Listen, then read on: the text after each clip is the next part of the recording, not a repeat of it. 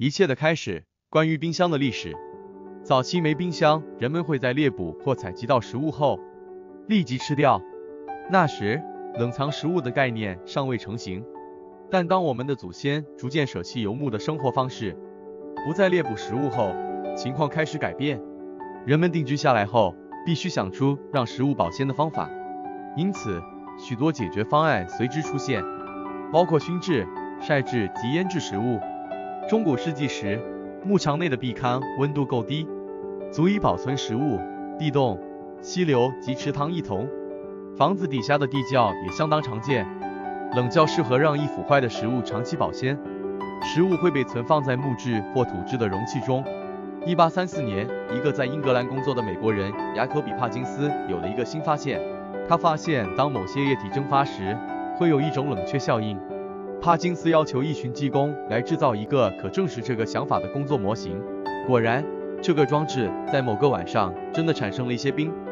技工们兴奋地拿着冰，跳进一辆马车，飞速驶向帕金斯的住房，向他展示所取得的成果。帕金斯此时已上了年纪，他没有在市场上出售自己的发明物。帕金斯把自己发明的制冷机报告给了英国政府。英国政府向他颁布了第一台制冷器发明专利。继帕金斯之后，电冰箱的研究和推广步伐大大加快。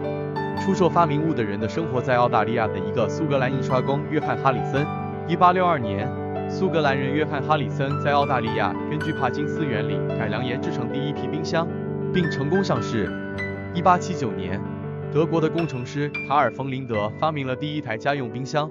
1939年，通用电气公司推出双温电冰箱，一部分冷冻，另一部分冷藏，即现在家庭所用的电冰箱。一进市场便很快飞入寻常百姓家。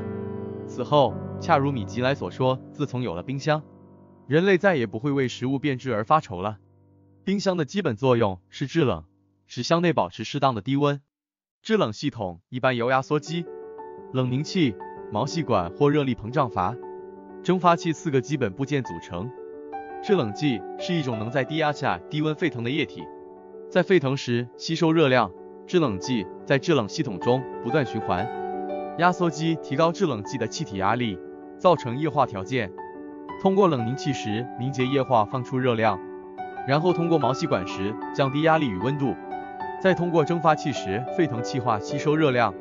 另现今发展运用制冷二极体无复杂之机械装置，为效能较差，运用于小型冰箱。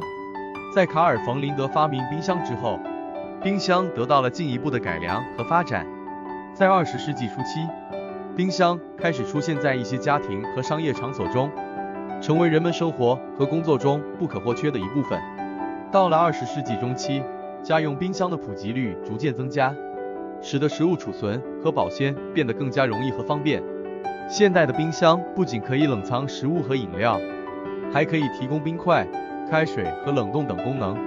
总的来说，冰箱的发明和发展是一个持续了近150年的历史过程，涉及了多位发明家和科学家的贡献，使得人们的生活更加舒适和便利。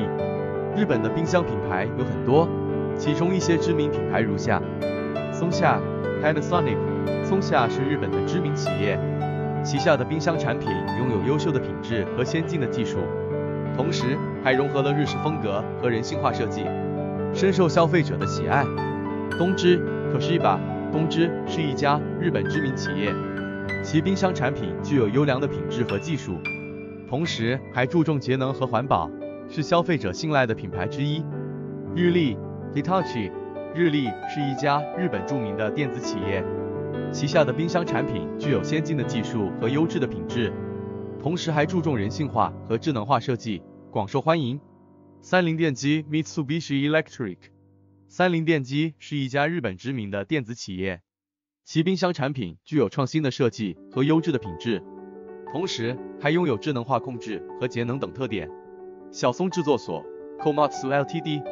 小松制作所是一家日本企业，其冰箱产品以高效节能和优质的品质著称，同时还具有丰富的产品线和多样化的选择。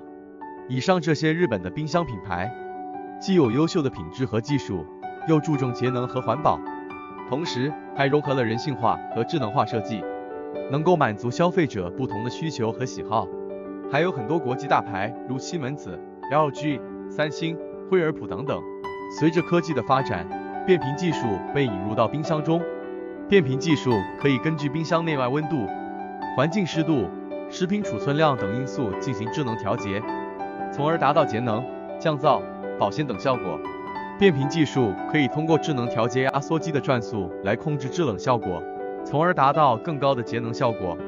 在现代冰箱中，变频技术已经成为主流的制冷技术，同时还有一些新技术也在不断的研发和应用，例如智能识别、物联网等。这些技术将进一步提高冰箱的智能化和人性化程度，使得冰箱在生活中的作用更加重要和不可替代。